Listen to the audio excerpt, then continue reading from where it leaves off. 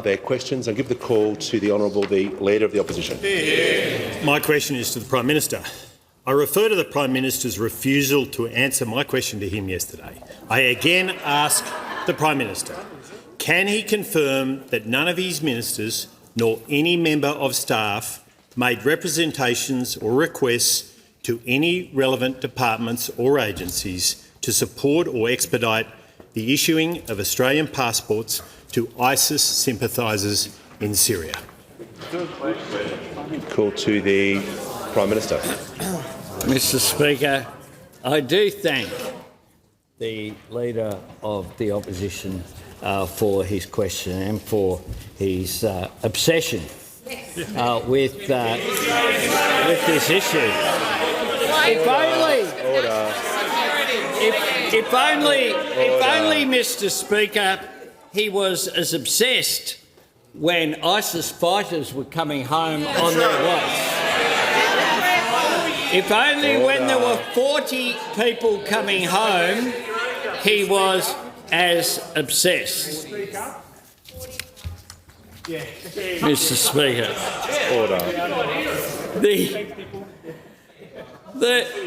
I again refer to people who have actually engaged with this issue in real time.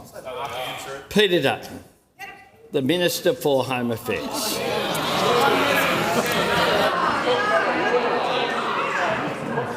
Order. Members on my right, the member for Patterson. The member for Cornwall will leave the chamber under 94A. It's highly disorderly. The manager of opposition business is entitled to raise his order to his point of order and is not to be interrupted when he is on his feet. Manager of opposition. Thanks, Speaker. And it goes to 104A, which is about direct relevance, not about a quote from someone in the past. This is about your ministers. It's not directly relevant. This is about your ministers and agencies and what they knew. It's not about the Resume past. Your seat. Order. Members on my right, the manager is entitled to raise his point of order. The question was about the issuing of passports for ISIS sympathisers. The Prime Minister was asked a question regarding that under the standing orders. We can keep saying this over and over again, and I'm happy to inform the House. I can't compel the Prime Minister to give a yes-no answer. I can compel him to be directly relevant. And he is reading quotes regarding this topic into the member for Fisher. When I'm dealing with a point of order, do not interject to assist the House, please. So I'll make sure he's being directly relevant. If he was talking about another topic, he wouldn't be directly relevant. But I want to listen to what he has to say about this topic.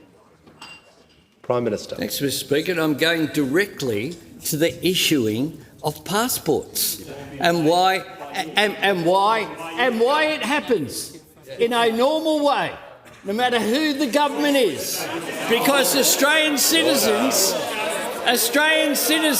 Order. have rights. And the Constitution has not changed. The Constitution has not changed. It hasn't changed. It hasn't changed from the time that former Prime Minister Morrison spoke about normal assessments would have to be done, including formal identification and checking citizenship. Where those issues are able to be addressed, we would follow the normal processes for issuing of travel documents. Mr Morrison said. And then it goes to, as well, what people on your front bench appointed by you has had to say. The Leader of the Nationals. Although many of these people are of counter-terrorism interests, under Article 12.4 of the International Covenant of Civil and Political Rights, it is their right as Australian citizens to return to Australia. That's what they had to say. And on my watch, while I've been Prime Minister, this is what the member for Riverina had to say. All the shock jocks and so many people who call themselves patriots will say they shouldn't be allowed back into Australia, but they're Australian citizens, so you can't leave them stateless, so they're entitled to come back here. That's what the member for Riverina said just in October last year. Look, I'm not happy with this yelling that has just enveloped the parliament this week. We're not just going to have people just having a free-for-all. No one would expect this as acceptable behaviour. So, giving everyone a chance to reset, and this constant yelling is not acceptable. No one watching this thinks that's acceptable behaviour. Okay? I will take action if required, and don't forget we can exclude people for 3 hours. I'd like everyone to stay here for question time so we can all listen to the questions and answers.